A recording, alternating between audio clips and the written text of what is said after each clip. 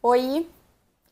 Felizmente, há uma enorme diferença entre o que pensamos que vai acontecer e o que de fato acontece. É essencial lembrar que existe essa diferença entre seus pensamentos e a realidade externa, porque a sua amígdala não consegue fazer essa distinção. E aí o que acontece é que nos fundimos aos nossos pensamentos. Acreditamos que só porque está passando pela nossa cabeça é real. Isso é chamado de fusão cognitiva. Ela ocorre quando ficamos tão envolvidos em nossos pensamentos que esquecemos que eles são apenas pensamentos. A fusão cognitiva é bastante comum e torna as pessoas mais propensas a responder a um pensamento da mesma forma que reagiriam se o pensamento realmente acontecesse. E isso pode gerar muita ansiedade desnecessária. Imagine só se você sentisse dor de cabeça toda vez que pensasse em dor de cabeça.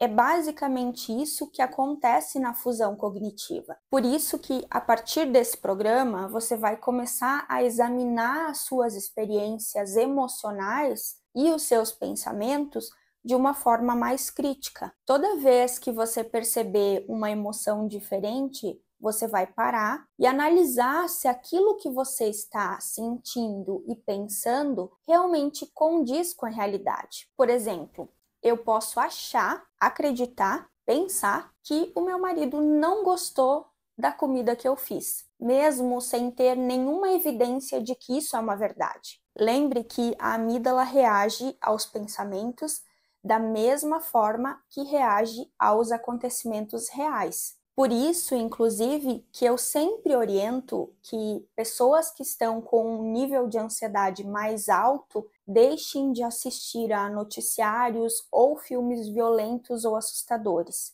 Sabendo disso, o nosso objetivo é fazer a desfusão cognitiva, que é o processo contrário de se fundir aos nossos pensamentos. Ao fazer a desfusão, conseguimos fazer com que o nosso córtex ajude a acalmar a nossa amígdala. Mas vale lembrar que o córtex é um lugar movimentado e barulhento, muitas vezes cheio de ideias que também não têm uma base na realidade. Então, ele também se engana.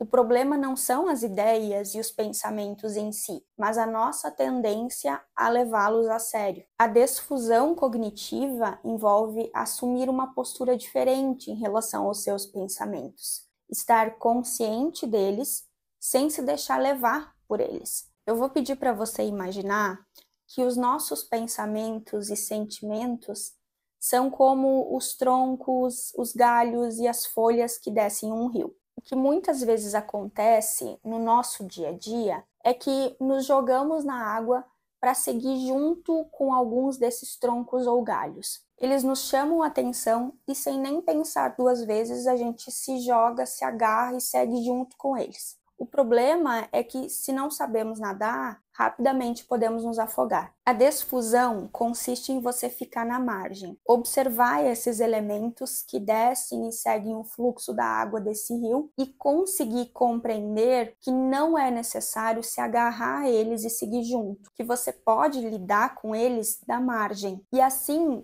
você se torna um observador, como se estivesse andando no supermercado e olhando os itens das prateleiras. Por exemplo, você poderia reconhecer um pensamento sem se deixar levar por ele, dizendo: interessante. Mais uma vez eu vejo que estou pensando que nunca vou conseguir me relacionar. Isso faz parte do processo de ser observador. Você simplesmente percebe que está pensando em algo. Você não necessariamente acredita naquilo que você está pensando. Você questiona o que você está pensando. A intenção desse vídeo é que você tente pelo menos conseguir aplicar essa estratégia de ser observador com pelo menos um dos mais de milhares de pensamentos que tem por dia. Quando você consegue uma vez, a sua confiança aumenta e fica mais fácil fazer isso mais vezes. Lembre que quanto mais você pensa de determinada maneira, mais fortes esses pensamentos se tornam. Então, se você interromper pensamentos e imagens que provocam ansiedade e substituí-los repetidamente por novas formas de pensar, você poderá literalmente mudar os circuitos do seu cérebro e passar a ver as coisas de outra maneira. Algumas pessoas reclamam que não conseguem se livrar dos pensamentos negativos. Esse é um problema comum. Estudos demonstram que tentar apagar ou silenciar um pensamento não é uma abordagem eficaz. Por exemplo, se eu te pedir para não pensar em elefantes cor-de-rosa, é provável que a imagem deles surja automaticamente na sua cabeça. E quanto mais você tenta parar de pensar em elefantes cor-de-rosa, mais você vai acabar pensando neles. Agora que você já sabe que tentar se livrar dos pensamentos não é a solução, o caminho é aprender a lidar com eles de outras maneiras. Uma das formas mais simples de se distanciar desses pensamentos que não são úteis é reconhecer o que está passando pela sua cabeça, sem tratar isso como uma verdade absoluta. Por exemplo, ao invés de pensar, eu sou ruim em tudo que faço, você pode pensar de outra forma. Estou tendo o pensamento de que sou ruim em tudo que faço. Se você perceber que está pensando algo como, não consigo lidar com isso, concentre-se em substituir esse pensamento por um pensamento de enfrentamento, como, isso não é fácil, mas eu vou tentar superar. Ao repetir essa outra forma de pensar, de que,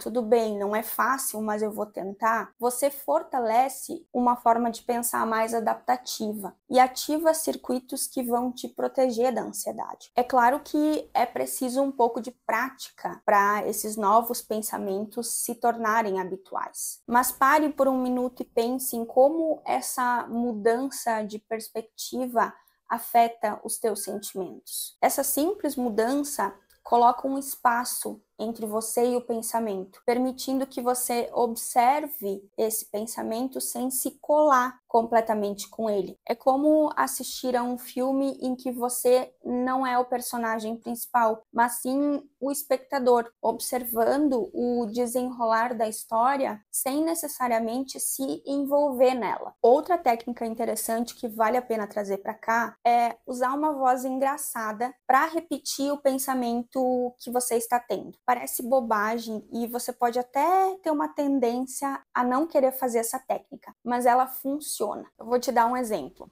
Digamos que o pensamento seja: nunca vou conseguir superar o pânico. Aí você fala com uma voz ridícula, como se fosse a voz de um personagem de um desenho animado, por exemplo. Eu nunca vou conseguir. Alguma coisa nesse sentido, sabe? Repete muitas vezes dessa forma. A partir disso, um pensamento que parecia pesado e tão verdadeiro quase se torna cômico. E é justamente essa mudança que faz ele ir perdendo o poder que tem sobre a gente. Outra técnica que tem bastante resultado é tentar visualizar os pensamentos como se eles estivessem sendo exibidos numa tela de TV ou cinema, como se eles fossem textos que passam lentamente naquela tela. Imagine que aquele pensamento que é tão difícil de superar está aparecendo na tela e você está apenas assistindo ele de longe. Ao fazer isso, você cria de novo uma distância emocional e percebe que o pensamento está ali, mas ele não é você. Você observa, ele passa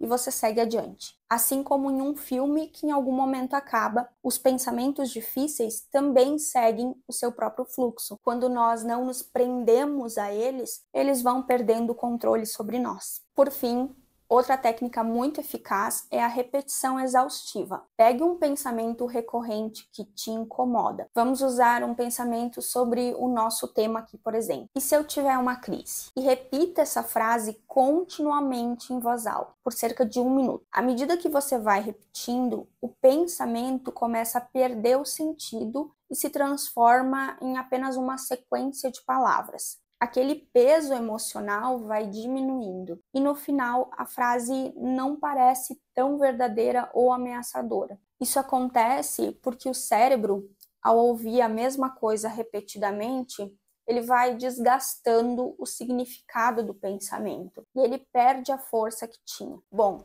sempre teremos pensamentos e alguns deles podem ser bastante pessimistas. A intenção é criar uma maneira alternativa de lidar com eles, de uma forma mais leve, onde você é o observador e não o prisioneiro. Quanto mais você praticar essas técnicas, mais fácil será perceber que os seus pensamentos são apenas isso, fragmentos passageiros da mente, e não comandos que determinam como você deve se sentir ou agir. Eu espero que aos poucos você consiga perceber que não precisa dar tanta importância para aquilo que a sua mente diz, especialmente quando ela está sendo governada pela ansiedade.